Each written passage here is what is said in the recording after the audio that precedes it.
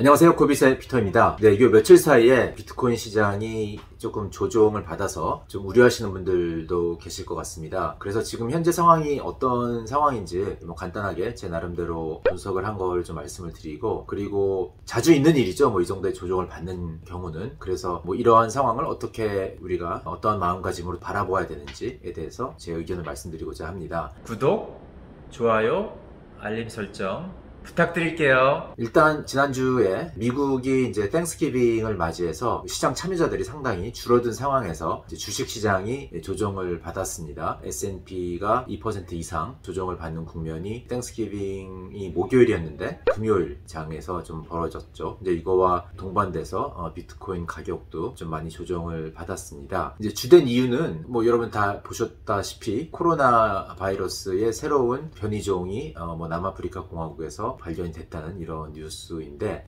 이것 때문에 경제 위축에 대한 어떤 새로운 우려가 나오면서 주식시장뿐만이 아니라 원자재 시장, 특히 이제 원유 가격도 많이 하락을 하는 그런 국면을 보였고, 또 전형적인 그 리스크오프 국면에서 나타나는 달러 강세 의 모습도 보여주고, 이러한 금융시장의 움직임들이 있었습니다. 이렇게 리스크오프 모드로 들어가게 되면 비트코인도 지금 현재는 이제 리스크 자산으로 이렇게 인식이 되어 있기 때문에 같이 이제 조정을 받는 것인데, 이 변이종이 어떻게 앞으로 전개가 될지 저는 모르겠지만은 최악의 상황을 한번 이제 경험을 했었죠. 2020년 3월 달에 처음으로 이제 코로나 바이러스의 심각성이 금융시장에 각인이 되었던, 그 당시 이제 블랙 서스데이라고 불리우는 3월 14일이었나요? 이런 날짜였던 것 같은데, 엄청나게 이제 전통 금융시장에 쇼크가 왔었죠. 그래서 이제 미 연준 의장 제롬 파웰이 어마무시한 양의 양적 양화를 푸는 이제 계기가 되었던 그런 일이었는데, 이 변이종이 만약에 또 어떤 그런 심각한 상황으로 간다면은 미 연준은 비슷한 그런 상황을 연출할 수밖에 없겠죠. 이게 우리가 지금 몸담고 살고 있는 US 달러를 기축통화로 한 법정화폐 시스템 안에서 피할 수 없는 그런 어떤 정책 반응이라고 생각을 합니다. 근데 그렇게 생각을 해보면은 경제 성장에 큰 장애물이 되는 요소가 된다면은 우리가 한번 경험을 해봤기 때문에 그렇게 유추해 봤을 때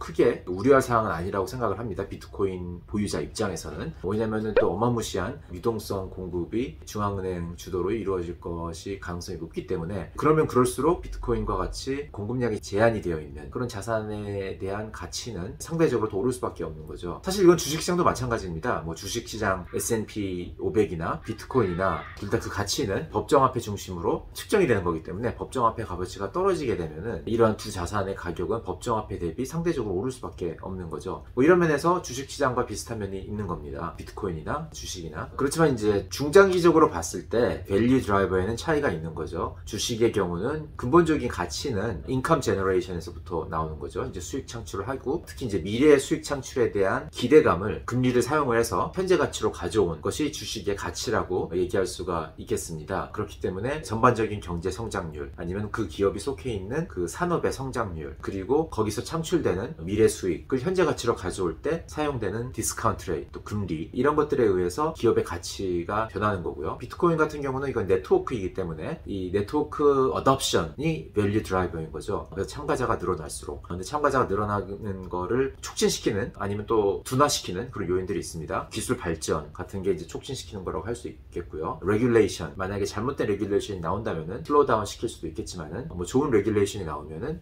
이건 오히려 어떤 제도권 자금이 들어오는 거를 촉진시킬 수도 있기 때문에 양쪽으로 어떤 그런 효과가 나올 수가 있겠고요. 그 다음에 또 어덥션을 촉진시키는 것 중에 하나가 이제 에듀케이션, 교육이 있을 것 같습니다. 대중들이 아직도 이 자산군에 대한 오해나 잘못된 인식이 많기 때문에 그런 것들을 이렇게 개선해 나가는 에듀케이션의 보급에 따라서 비트코인이란 네트워크의 어덥션의 스피드가 많이 또 달라질 수가 있겠죠. 이렇게 공통점도 있는 반면에 차이점도 있는 것입니다. 이 주식이랑 비트코인이라는 자산군은. 그래서 이렇게 단기적으로 같은 움직임을 할 수도 있는 거이긴 한데, 어쨌든 요 며칠 사이에 또 어떤 일이 벌어졌는지를 궁금하시는 분들한테는 이제 온체인 데이터를 분석하는 게 도움이 될 수 있을 것 같습니다. 이 온체인 데이터는 이 가상자산 업계에 좀 오래전부터 입문을 하신 분들은 잘 아실 거라고 생각이 되지만은, 그렇지 않은 분들을 위해서 간단하게 말씀을 드리면은, 소위 말하는 블록체인 상에서 자산이 움직이는 그 기록들이 전부 다 기록이 되기 때문에 그 기록을 분석을 해서 지금 네트워크가 어떤 상황인지를 우리가 알 수가 있는 거죠. 그래서 이제 과거에 무엇이 일어났는지 보기에는 되게 좋은 데이터 데이터입니다. 그렇지만 우리는 이제 가격을 예측하고 싶기 때문에 가끔 이런 과거의 데이터를 기반으로 여러 가지 해석을 통해서 미래의 가격 움직임을 예측하려 하죠. 이제 그러는 과정에서 우리들이 갖고 있는 편견이나 이런 게 뭐 투영이 될 수는 있는 겁니다. 그래서 미래 가격을 예측하는 그런 면에서 이제 온체인 데이터라는 거는 과거에 일어났던 거를 분석하기에는 굉장히 객관적인 데이터가 될 수는 있으나 이거를 기반으로 미래를 예측하려는 하는 순간 여러 가지 가정이나 우리의 편견이 들어갈 수 있기 때문에 이 온체인 데이터를 사용을 할 때 어떤 이러한 한계점들을 인식을 하고서 사용을 하면 좋을 것 같습니다. 어쨌든 요 며칠 사이에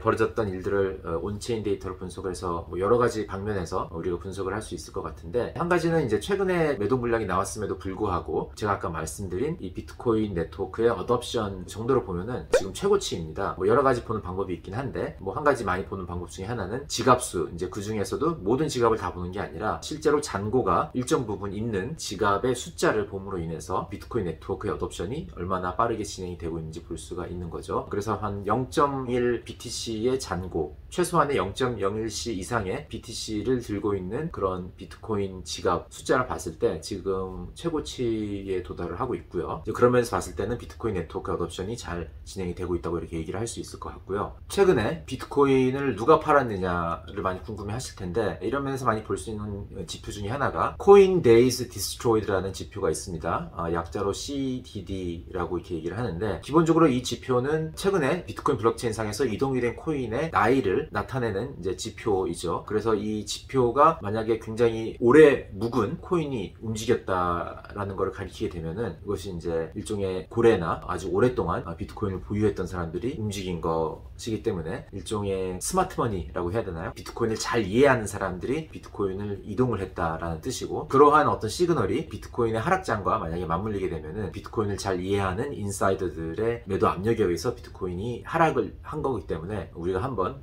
조금 더 우려해야 될 수 있는 상황이라는 해석이 가능한 거죠. 만약에 이동이 된 비트코인이 그렇게 많이 오래 묵은 비트코인이 아니라 상당히 영한 그런 코인인 경우에는 비트코인을 이동을 시킨 사람들이 비트코인에 대한 이해도가 상대적으로 좀 떨어지는 사람이었다라는 것이고, 그렇다면은 헤드라인 트레이더라고 많이 얘기를 하기도 하는데 그냥 뉴스 헤드라인에 의해서 반응을 하는 그런 단기적인 트레이더들의 움직임이다 라고 볼 수가 있는 거고요. 그럴 경우에는 이러한 조정 국면이 뭐 크게 우려할 상황은 아니다라는 해석이 가능한 겁니다. 그래서 최근에 이제 지표를 보면은 이 CDD 지표는 그렇게 높지가 않습니다. 여태까지 일정 레인지에서 벗어나지 않는 수준으로 지표가 나타나고 있는데, 이걸 기준으로 판단을 해봤을 때 최근에 매도 물량으로 나온 비트코인은 전형적인 헤드라인 트레이더들의 반응에 의한 것이라고 이렇게 해석을 할 수가 있겠습니다. 그래서 크게 우려할 상황은 아니라라는 말씀을 드릴 수 있을 것 같습니다. 또 한 가지 말씀드리고자 하면은, 이러한 단기적인 조정장이 이제 우려되는 이유는 우리가 이 자산군을 접근을 할 때 트레이딩을 하겠다는 마음가짐을 갖고 접근을 하게 되면은 이런 단기적인 조정들이 전부 다